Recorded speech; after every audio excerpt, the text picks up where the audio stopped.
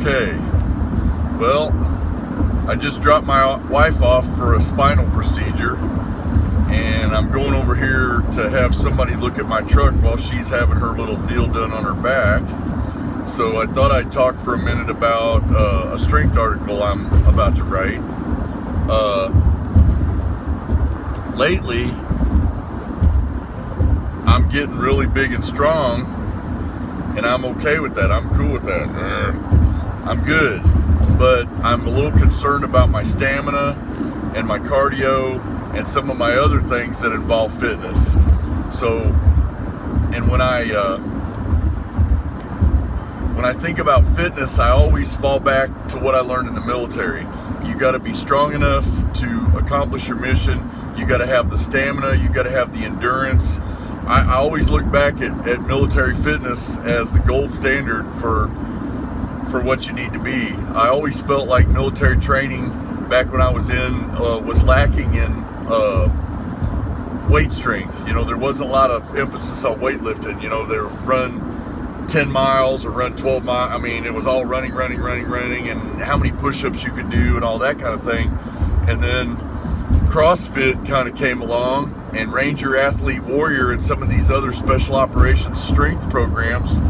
And now you've got Rangers running around that weigh 220 pounds and got, 17-inch biceps now. And that's kind of cool because they've got the right balance between strength and stamina, and I like that.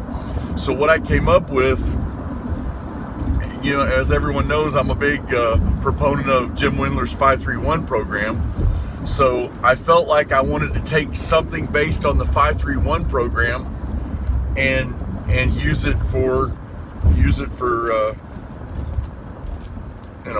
for the combat athlete, fireman, law enforcement, or military. I mean, as a fireman, you gotta be able to haul a giant reel of hose up 10 flights of stairs.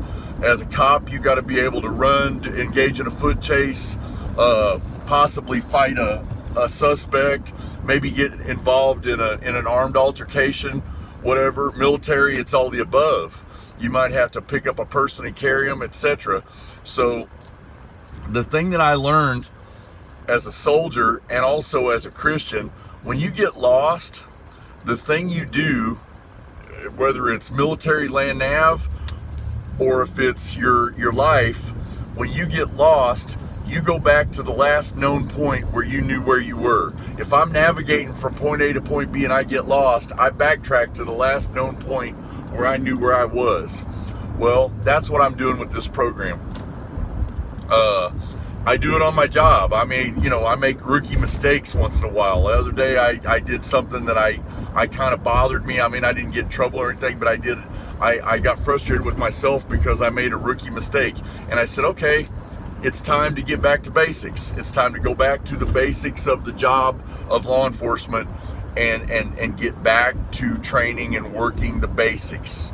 And when you do that, you'll always find your way. Well, you can do that with your fitness program too. So here's what it looks like in a nutshell. Monday is 5-3-1 squat and 5-3-1 bench. On the squat, you might take it up to about 2 or 3 sets of first set last. After you finished your top set, you may want to go for a PR, you may not. It just depends. Okay, after you finish that, you're going to do 5-3-1 bench. Now, if you went for a PR on the squat, you don't do a PR on the bench. You do one PR or none. Just do the required reps for the day, whatever you feel like doing, but do not under any circumstances do a PR on both lifts. Okay, once you finish the bench, you're going to go into the push-up ladder. The push-up ladder is laddering is a thing that the Rangers came up with. They do it for pull-ups, and I designed a thing to do it for push-ups. What you do is you take a set multiple, like 2, 4, 6, 3, 6, 9, 5, 10, 15, and here's how it goes. You do 5 reps. Let's say it's 3, 6, 9. You do 3 reps. You rest 20 seconds. You do 6 reps. You rest 20 seconds. You do 9 reps. You rest 20 seconds. You go back to 3 reps. Rest 20 seconds, 6 reps. Rest 20 seconds, 9 reps, etc. And you do this for 5 rounds. It's called the push-up ladder. Once you complete 5 rounds, it depending on what your rep scheme is, 2, 4, 6, 5, 10, 15. If you're doing 5, 10, 15, you're pretty much of a stud. And by the time you've done 5 rounds, you've done over 100 push-ups. Now, pull-ups. You're going to alternate pull-ups between each set of squats, and possibly, if you're strong enough, 5 to 7 pull-ups between each set of benches. So you've done your squats, you've done your benches, you've done your pull-ups, you've done your push-ups. Your push-ups are your assistance exercise for your bench.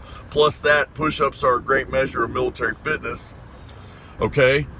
Your last exercise will be face pulls, bent side lateral raises, or shrugs, and you're done.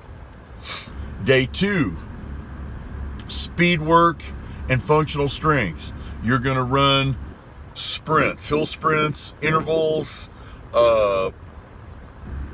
anything that has to do with speed running, you're going to do that, okay? You're going to follow that with one strength exercise, functional strength exercise. It could be a farmer's carry, farmer's walk. It could be stone loading. It could be lower body sled dragging, something of that nature. Wednesday, off. You're not doing nothing but stretching. Thursday is the other half of 5-3-1, your other lifting day. You're going to do deadlift and overhead press, and you're going to do it the same way you did Monday. You're going to do both lifts. If you do a PR in one, you're not going to do a PR in the other, and you're only going to do a PR if you feel good. Otherwise, you're just going to do the required reps for the day. Man, I'm trying to find a parking spot here and get out of the way of everybody. I'm cutting through a Starbucks parking lot, maybe thinking about grabbing some coffee. Nah, I'm not going to do it. Too crowded. There's another Starbucks down by the car shop where I'm going. I think I'll just go down there. Back to what I was saying. You're going to do 2 lifts. You're going to do the deadlift and the overhead military press. You can do it with a straight bar or with a log. If you have a metal log, it's up to you. Deadlift, you can do it with a straight bar or with a trap bar. Doesn't matter. You're going to hit all that stuff. Now, here's where it's going to switch. In between each set, this time, instead of doing pull-ups, you're going to do 10 push-ups between each set of your work sets of one or both lifts. Okay? So you're not doing push-ups to the limit. You're getting some reps in. Then when you complete that, you're going to do the pull-up ladder instead of the push-up ladder. And the way that works is you do 1 pull-up, wait 20 seconds. Do 2 pull-ups, wait 20 seconds. Do 3 pull-ups, wait 20 seconds.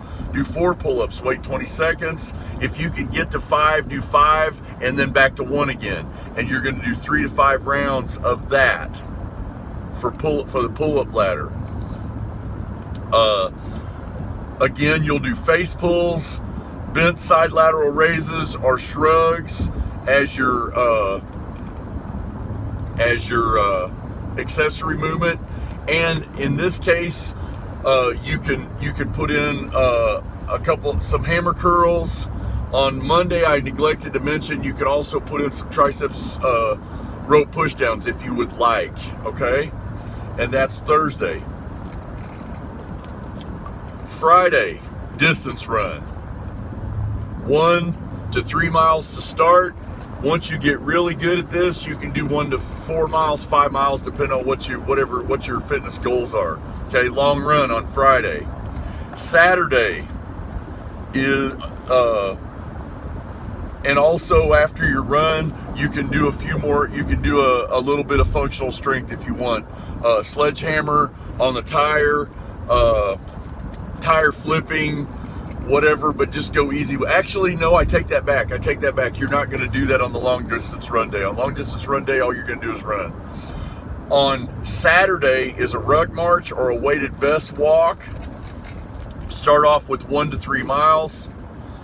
As you build up, you can get up to those higher distances. And then after that, you're going to do functional strength. And when I get the article written, where you get the functional strength stuff is you're going to have 2 groups. You're going to have functional strength exercise group 1 and functional strength exercise group 2.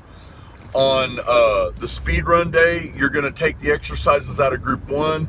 On the ruck march day, you're going to take the exercises out of group 2. And they're grouped more like upper body, lower body sort of thing. Okay? Sunday, you do nothing. This is a 5-day program. So 2 days of lifting, 2 days of running, 1 day of rucking. So if you look at this from Wendler's, how he programs, you could say 2 days of hard conditioning, 1 day of easy conditioning, because ruck marching is not really hard conditioning unless you really push it. Okay, so 2 days of hard conditioning, 1 day of easy conditioning, 2 days of lifting. Okay, this is designed again for military people, fire service, and law enforcement. Now here's the beauty of this. You can go by feel. If you want to do push-ups between every set of work sets of your deadlift and overhead press, good. If you want to do pull-ups between every set of your squat and your bench, fine. You go by feel. Again, with the functional strength that follows after the speed running day and after the ruck day, you can throw in whatever you feel like. You can go by feel. And the reason I say that is military and fire service and law enforcement are really good at training themselves. They know what they need. Another thing you can do is on the ruck march day or even Wednesday when there's nothing going on, you can throw some firearms training in there. I like to do firearms training on my speed running day. I like to run, get really winded, and then shoot while I'm in a fatigued state. I like to do that. Okay? Now let's get back to what I said about finding your last known point. Once in a while, you're going to make mistakes on your job. You're going to make errors. You're going to do stuff that you're going to go, why'd I do that? What was my thought process behind that? And occasionally, as long as I've been doing my job 3.5 years, occasionally I make a rookie mistake. And so I got to go back. I got to rethink my philosophy. Okay, why do we do what we do? And go back to, let's say I'm the disciplinary deputy in a large county jail. Let's say I go back and I make a bad call on a disciplinary and I give a guy too much time in the hole, or I don't give him enough time in the hole. I go back and I rethink what's my thought process that makes me decide these cases. And I go back and I get back to basics. It could be working in a jail unit. It could be tactical handcuffing. It could be putting someone in restraints. It could be whatever it is I'm doing in law enforcement. If I get to the point where I make an error, and I go back and I go, okay, it always happens that way. If it's fighting, let's say martial arts, mixed martial arts, whatever, you start to make errors. Go back to the basics. Go back to, I'm going to throw basic ground kicks. I'm going to throw basic punches into a bag. I'm going to work on my combinations. Anything. It could be anything. I have learned this in life. Being a father and a husband. Whenever you start to screw up, you go back to the basics and refocus on the basics. And when you do that, you'll find your way. All right? Well, I'm Lonnie Watson, and I hope you have a great day.